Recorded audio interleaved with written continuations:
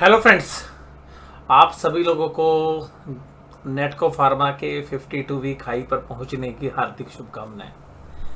और आप सब लोग इंतजार कर रहे थे कि सर नेटको फार्मा पे एक वीडियो आनी चाहिए, क्योंकि मैं अपने जो मैसेजेस मुझे मिल रहे हैं मैं उसके हिसाब से आपसे बात कर रहा हूँ कि सर एक नेटको पे वीडियो बना दीजिए। एक बात ये थी कि इतने सारे सवाल थे कि मैं सबको इंडिपेंडेंटली जवाब देता, उससे बढ़िया मैंने सोचा कि आपके साथ यहाँ पर चर्चा कर ली जाए।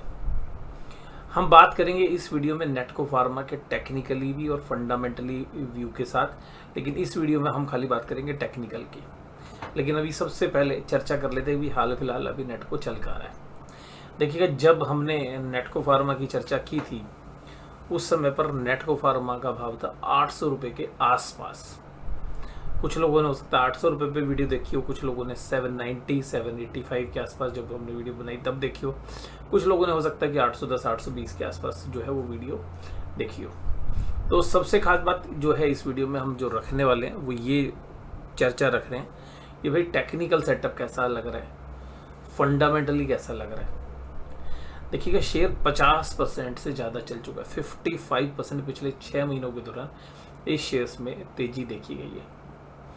मेरा इस शेयर्स के बारे में जब एक एजुकेशनल वीडियो आपके साथ शेयर किया गया था, और ये वीडियो भी आप एजुकेशनल पर्पसेस के लिए ही रखें। अगर आप कोई भी निवेश कर रहे हैं तो अपना खुद की सद्बुद्धि जरूर लगाएं, अपने विवेक का उपयोग करें, अपने जो भी जानकार हैं जो इसके बारे में जानकारी रखते हैं उनसे आप राय ले सकते हैं, सलाह मशवरा कर सकते हैं। और सबसे खास बात, आप अपने फाइनेंशियल एडवाइज़र से जिनकी सलाह से आप जो है अपने निवेश करते हैं उनसे राय जरूर लें और उसके बाद ही अंतिम फैसले पर पहुँचे। मेरी जो चर्चा है वो बिल्कुल जो है टेक्निकल पैरामीटर्स के ऊपर मैं बात कर रहा हूँ यहाँ पे इस वीडियो में। नेक्स्ट वीडियो हो सकता है कि हम फंडामेंटल व्यू के साथ चर्चा करें। अब सबसे खास बात यह है कि नेटको फार्मा ने 55% जो है रिटर्न्स हमारे को पिछले 6 महीने के दौरान दिया, और जितने भी इंडिसेस हैं उन सारे इंडिसेस को नेटको फार्मा ने आउट परफॉर्म किया है। मेरे पास नेटको फार्मा की काफ़ी अच्छी क्वांटिटी हम होल्ड कर रहे थे। अभी भी काफ़ी अच्छे नंबर्स जो है मेरे पर्सनल या हमारे फैमिली मेम्बर्स के पोर्टफोलियो में नेटको फार्मा के शेयर्स हैं, तो ये डिस्क्लोजर भी मैंने आपके साथ कर दिया है। अब बात ये है कि सबसे पहले कि भाई नेटको फार्मा ने ये जो अचीवमेंट की है इस पर टेक्निकल सेटअप क्या बन रहा है। तो जनरली जब भी शेयर अपने लाइफ टाइम हाई पर होता है तो टेक्निकल सेटअप तो जनरली अच्छे होते ही हैं, लेकिन वो टेक्निकल सेटअप के पीछे का बेस क्या है। देखिएगा, इस शेयर्स ने एक अच्छा खासा लंबा कंसोलिडेशन किया है। जो आप चार्ट देख रहे हैं ये वीकली बेसिस के ऊपर है। तो वीकली पैरामीटर्स पर अगर हम देखें तो इस चार्ट के अंदर अगर हम 2020-21 के आसपास से देखें तो एक जबरदस्त डाउन ट्रेंड के अंदर ये शेयर रहा। उसके बाद इसमें एक अप मूवमेंट आई, उसके बाद ये जो पैटर्न बना यहाँ पर इस शेयर्स ने एक गिरावट का रुख किया, और यहीं पर इस पैरामीटर पर यहाँ पर इस बेस के आसपास मैंने आपके साथ वीडियो शेयर की थी। तो जो वीडियो आई थी वो इन प्राइस के आसपास आई थी। यहाँ पर मैंने अपने विवेक के हिसाब से अपने पर्सनल ट्रेड लिए थे, और मुझे लगा था जो वो मैंने आपके साथ भी शेयर किया था। और यहाँ पर बहुत सारे जो मतलब व्यूअर्स थे उस समय पर उनके बड़े खतरनाक कमेंट्स भी थे। वो कह रहे थे कि सर जो इनकी बेसिक ड्रग्स है जिसमें सबसे ज़्यादा मार्जिन ले रहे हैं उसका मार्जिन अगले क्वार्टर में आएगा नहीं, और ये जो है आपको ज़्यादा रिटर्न्स की उम्मीद लग रही है बट इतनी हमें नहीं लग रहा है, तो आप ओवर एक्साइटेड हैं इस शेयर्स में। तो मैं उनको तो कुछ नहीं बोलना चाहूँगा, लेकिन उसके बाद देखिएगा एक अच्छा खासा ऊपर जब इसने राइज करना शुरू किया तब भी हमने इस शेयर्स के अंदर एक एंट्री, क्योंकि क्वार्टरली रिजल्ट आए थे, और उसके बाद हमने अपनी जो पोजीशंस थी डिलीवरी पोजीशंस वो बढ़ा दी थी ऊपर के प्राइस के ऊपर। उसके बाद जब इस शेयर्स में एक अच्छा राइज देखने के लिए मिला और वो सस्टेन नहीं हुआ अच्छे रिजल्ट के बावजूद भी, और फिर ऊपर से प्रॉफिट बुकिंग आई, तो हमने देखिएगा यहाँ पे ट्रेडिंग में कुछ शेयर्स थोड़ा सा ऊपर थोड़ा सा नीचे बेचे होंगे। उसके बाद ये शेयर्स नीचे की तरफ गया, तो इन प्राइसेस के आसपास हमने 50-60 रुपए नीचे कुछ शेयर्स फिर दोबारा से ट्रेड में लिए, और फिर कुछ शेयर्स हमने जब राइज आया तो हमने बेचे भी, और रिजल्ट के बाद जो 2 हफ्ते 3 हफ्ते पहले जब रिजल्ट आया तो रिजल्ट काफ़ी एक्सेलेंट था, और मेरा मानना ये था कि भाई रिजल्ट पे अच्छा परफॉर्म करेगा। लेकिन रिजल्ट के बाद शेयर की बहुत ही ख़राब परफॉर्मेंस देखने के लिए मिली, लेकिन मेरी राय तब भी पॉजिटिव थी, और तब हमने 1060 के भाव से कुछ शेयर्स अपने पर्सनल पोर्टफोलियो में भी ऐड किए। अब यहाँ से ये जो शेयर है इसने चलना शुरू किया, और जो शेयर्स हमने एक्स्ट्रा खरीदे थे वो हमने 1182 के आसपास हमने प्रॉफिट बुक कर लिया। तो ये भी है, लेकिन अभी भी काफ़ी अच्छे नंबर्स हमारे पास शेयर्स हैं, जैसे मैं बोल रहा हूँ कि हम इसमें ट्रेड भी करते हैं। अब ये जो चार्ट का पैटर्न बना है, ये चार्ट का पैटर्न ये कह रहा है, ये वीकली चार्ट है, वीकली टाइम फ्रेम के ऊपर है, और इसने एक वीकली टाइम फ्रेम पे एक ब्रेकआउट दिया है, लेकिन ब्रेकआउट की कंफर्मेशन एक हफ्ते आगे की, यानी कि जो अगला हफ्ता है उसमें आएगी। अगर इस हफ्ते की भी कैंडल एक मजबूत कैंडल बनती है तो फिर ये शेयर एक अनचार्टेड टेरिटरी में चला जाता है। फंडामेंटल बेसिस पे बात नहीं कर रहा, तो टेक्निकल बेसिस पे बोल रहा हूँ, तो टेक्निकल पैरामीटर्स पर ये शेयर बहुत ज़्यादा स्ट्रॉन्ग उस समय पर हो जाएगा, और जब अनचार्टेड टेरिटरी में जाएगा तो फिर देखिएगा कुछ ऐसे हाथ भी इस शेयर्स को चेस करते हैं जिनका शॉर्टर पीरियड में पैसा बनाने का पर्पज होता है। वो जनरली फंडामेंटल्स को फॉलो नहीं करते, वो टेक्निकल चार्ट्स को फॉलो करते हैं। तो एक ऐसी मनी भी बाजार के अंदर आ जाती है जो कि जबरदस्त तरीके से स्पेकुलेशन करती है, और उस समय पर बहुत सारे जो एल्गोरिथम्स हैं, जो एल्गो ट्रेड्स हैं, तो उन एल्गोरिथम्स के हिसाब से भी इनका सेटअप बहुत मजबूत हो जाता है, फिर एक बेहतरीन तेजी और देखने के लिए मिलती है। अब यहाँ पर ये सेम चार्ट है, वीकली चार्ट है, तो यहाँ पर हम देख रहे हैं कि अपने जो लाइफ टाइम हाई है उनको ब्रीच करते हुए अब ये शेयर्स नई ऊंचाइयों की तरफ बढ़ रहा है। अब इस चार्ट के अंदर अगर हम देखें तो ये हमने डेली चार्ट लगाया है, और एक लंबे फ्रेम का डेली चार्ट लगाया है, जिससे कि आप थोड़ा सा आइडिया लंबे समय का भी देख सकें। तो ये देखिएगा एक राउंडिंग बॉटम बनाकर शेयर्स ने ब्रेकआउट दिया है। जनरली ये ब्रेकआउट्स जब होते हैं डेली चार्ट पे, ये काफ़ी इनमें जो चांसेस होते हैं वो 70% के आसपास प्रोबेबिलिटी होती है कि ये शेयर्स काफ़ी बेहतरीन परफॉर्मेंस करें, और बहुत अच्छी रिटर्न्स जो है इस ब्रेकआउट के बाद मिलती है। अगर हम इसको 1 डे चार्ट में भी देखें तो ये एक जो एरिया था, जिस एरिया के अंदर ये शेयर्स चल रहा था, उसके अंदर अगर हम चैनल की भी बात करें तो उस चैनल का भी ब्रेकआउट हो गया। और इस शेयर्स में अगर चैनल की बात करें तो 1 डे चार्ट के ऊपर एक अच्छी तेज़ी जो है इस ब्रेकआउट के बाद देखने के लिए मिली भी है। तो अगर हम देखें तो 4 दिन पहले इस शेयर्स ने एक नई ऊंचाइयों को छूना शुरू किया, फिर 2 दिन नॉर्मल गए, और फिर जो लास्ट ट्रेडिंग डे था उसमें एक जबरदस्त जो है कैंडल बनी है फिर से।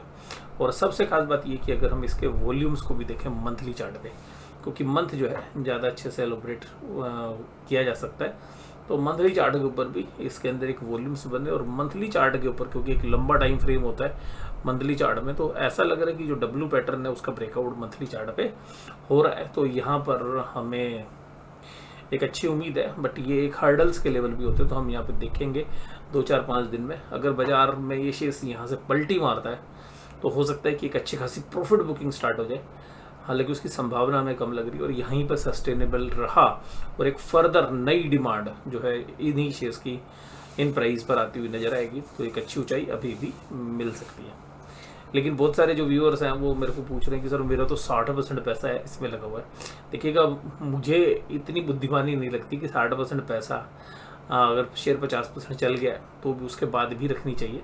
हाँ, अगर आपको 60% पोर्टफोलियो लगाने से मान लीजिएगा आपकी ज़िंदगी में कोई बदलाव नहीं हो रहा, कोई बहुत बड़ा आपकी ज़िंदगी में उथल पुथल नहीं होगा, अगर ये शेयर्स रिटर्न ना दे या यहाँ से 20% टूट जाए, 30% टूट जाए, और आपकी ज़िंदगी में कोई बहुत बड़ी उथल पुथल नहीं होगी, तो फिर तो देखिएगा अपने फाइनेंशियल एडवाइजर से सलाह लेने के बाद आप ठहर भी सकते हैं, ऐसी कोई बड़ी बात नहीं है।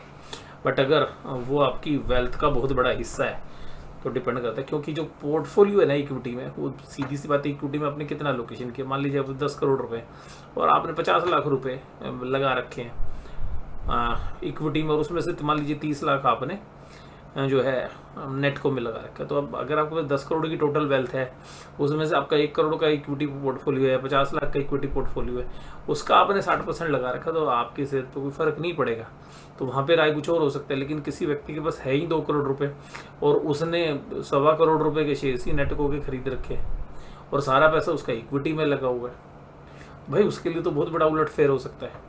तो जो रिस्क रिवार्ड है वो उसके एंगल से देखिएगा, जैसे जैसे शेयर प्राइस ऊपर जाता है टेक्निकली तो क्या होगा, वो और मजबूत होता जाएगा। लेकिन ध्यान रखिएगा, हम टेक्निकल के साथ ये भी बात करना है, लाजिमी रहता है कि जब प्रॉफिट बुकिंग आती है तो जो टेक्निकल सेटअप है वो हम ये तो कह सकते हैं एक तरीके की स्टडी है, पर ये नहीं कोई भगवान का वरदान है कि अगर ये हो गया तो भी कभी जो फॉल्स नहीं हो सकता, तो उसकी फॉल्स की संभावना भी रहती है।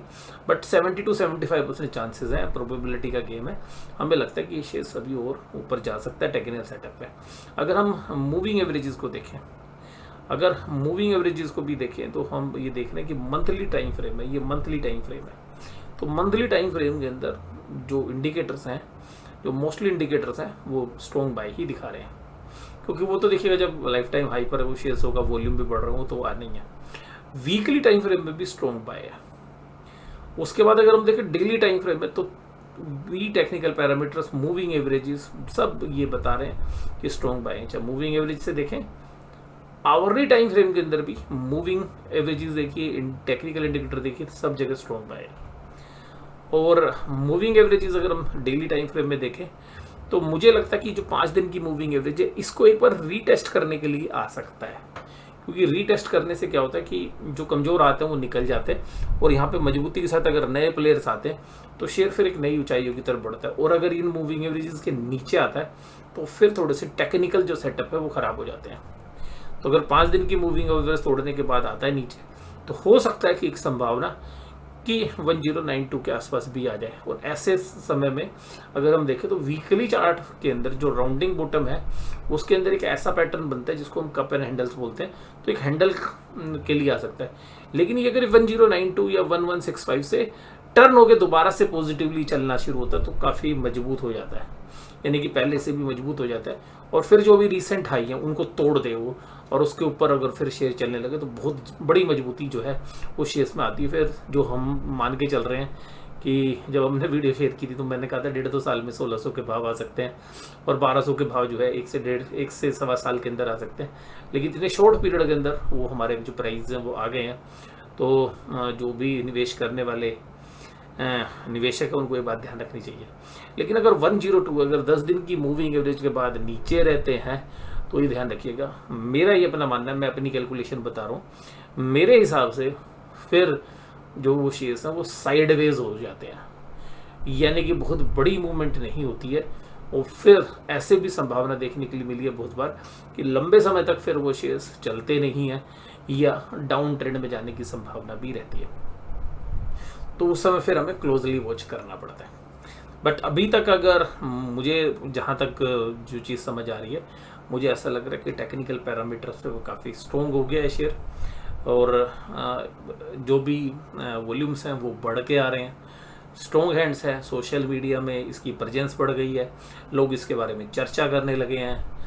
अब बहुत सारे ऐसे इन्वेस्टर्स भी जो फंडामेंटल बेसिस पे करते हैं, जिनकी नज़र में ये शेयर नहीं गया था, तो उनकी नज़र में भी ये शेयर आ गया। तो मैं जो है आपके साथ बिल्कुल एक ही बात बोलना चाहूँगा कि देखिएगा, मेरी पोजीशंस जनरली प्राइस ऊपर जाने के साथ साथ धीरे धीरे हम कम करते रहते हैं, और जब हमारे को क्योंकि लो वैल्यूशंस पर शेयर्स होता है हमारी पोजीशंस ज़्यादा होती है, तो हमारा अपना एक गोल्डन रूल है कि हम जैसे जैसे आते हैं हम प्रॉफिट लेते रहते हैं, और कुछ शेयर्स हमारे हमेशा फ्री के रहते हैं। तो अब मेरे पास काफ़ी शेयर्स अब हम कह सकते हैं कि उनकी अगर कॉस्टिंग लगाओगे तो बहुत नीचे की कॉस्टिंग आ गई है, क्योंकि ट्रेडिंग भी हमने की और इन्वेस्टिंग भी की है, तो वो मतलब उनकी कॉस्टिंग बहुत ज़्यादा नीचे आ गई है।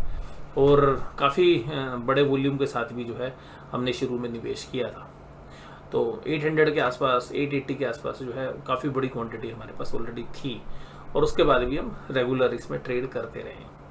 तो ये जो वीडियो है खाली बस इस बात की जानकारी के लिए कि भाई हमारे लिए एक एजुकेशनल वीडियो है ये, आप अपने विवेक से अपने डिसीजंस ले सकें, उसके लिए जो है हम आपको हेल्प करने की कोशिश कर रहे हैं। और क्लियर कट जो है डिसीजंस आपको चाहिए तो आप अपने फाइनेंशियल एडवाइजर से सलाह ले सकते हैं।